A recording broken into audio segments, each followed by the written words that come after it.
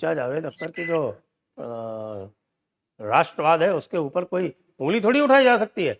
हमारे चीचा जावेद अख्तर, आपको पता होना चाहिए कि भले ही कॉल्विन ताल्लुकदार के और अलीगढ़ मुस्लिम यूनिवर्सिटी के पढ़े हुए हों, भले ही उनके पिताजी और दादाजी और परदादाजी वो पूरे बड़े भारी ऊंचे अशराफ हों, भले ही वो खैराबाद के नवाब हों, जो कुछ भी हो, लेकिन आखिरकार तो जब वो गए थे मुंबई, तब उनके हाथ में चार आने ही थे और वो फुटपाथ पर सोए थे, ऐसा उन्होंने बताया है मुझको।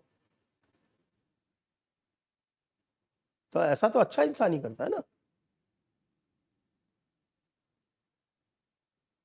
जी।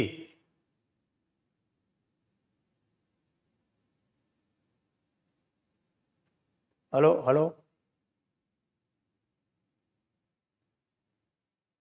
पॉज। यस। और अब आप हमारे इन सब के बीच में हमारे चीचा जावेद अख्तर को नहा की खींच लाए। अब आप ये देखिए कि जावेद अख्तर साहब इतने अच्छे इंसान हैं, वो खैराबादी हैं, आपको पता है कि साहब के खैराबाद के जागीरदार हैं, और आपके कॉल्विन ताल्लुकदार में पढ़े हुए हैं लखनऊ के। उसके बाद फिर वो एएमयू में भी पढ़े, वो विल्सन कॉलेज में भी पढ़े भोपाल में, और उसके बाद फिर उनके पास से उनके जो दादा थे जानिसार अख्तर साहब थे, उनके जो परदादा थे वो मुख्तर खैराबादी साहब थे, और उनके जो है भाई आपके दादाजी के दादाजी अल्लामा फजल हक खैराबादी थे। इतने बड़े अशराफिया परिवार में होते हुए भी जब वो मुंबई पहुंचे तब उनके हाथ में चार आने थे और वो फुटपाथ पर सोए थे। ऐसे इंसान को आप कहते हैं कि वो इंसान नहीं? घटिया इंसान कहा, इंसान नहीं कहा, ऐसा नहीं कहा, पहली बात। दूसरी बात, ये जितने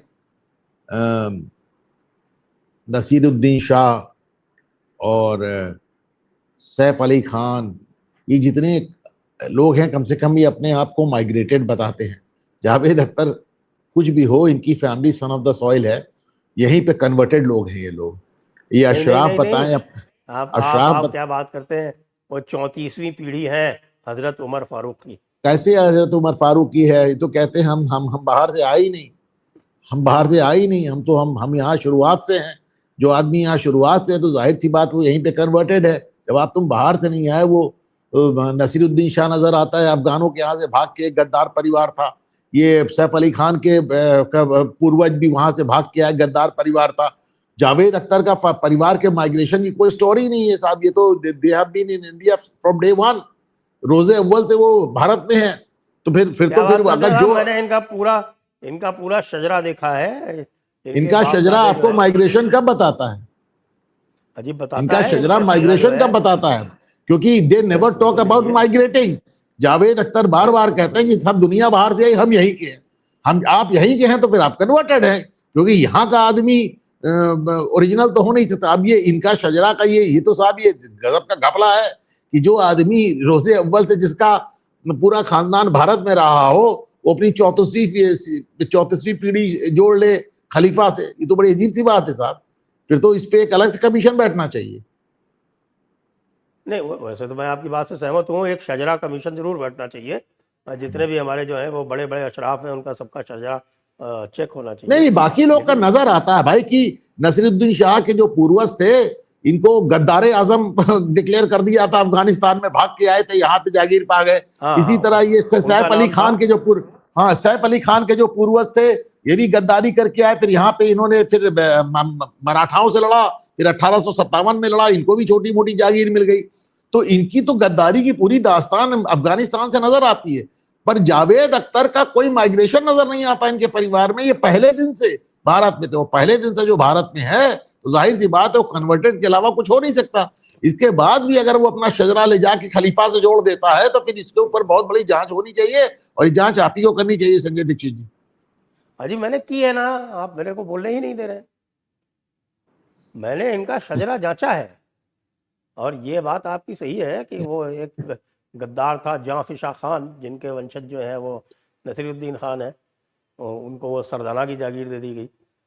और इधर ये दूसरे थे, एक फैज़ तलब खान, वो दूसरे गद्दार थे, अफ़गान से भागे, अफ़गानिस्तान से।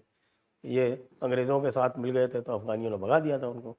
यहाँ आके ये अंग्रेज़ों के तलबगार हो गए। खैर उनकी बात जाने दीजिए, वो तो प्रतिष्ठित गद्दार है। लेकिन हुजूर अल्लामा फ़ज़ल हक़ खैराबादी का शजरा आप पढ़ें तो वो शजरा जो है वो उनके जो और पुरखे हैं वो ईरान में पाए जाते हैं। वो ईरान में आए थे और ईरान में जो थे वो हज़रत उमर फ़ारूक ने उनको भेजा होगा कि भाई जाओ तुम, अब ईरान को हमने फ़तह कर लिया है तो पूरे ईरान को मुसलमान बनाओ। और जब वो ईरान को मुसलमान बना चुके तो उसके बाद फिर उन्होंने हिंदुस्तान का रुख कर लिया और यहाँ आके बड़े मौलाना बन गए। मौलानाओं के परिवार से हैं साहब, वो गद्दारों के परिवार से थोड़ी हैं। हमारे चीचा साहब हैं, चीचा जी। ये अलग बात है कमिंग कि वो, और ये अलग बात है कि वो कभी एथीस्ट हो जाते हैं, कभी एथीस्ट मुस्लिम हो जाते हैं और कभी मुस्लिम हो जाते हैं।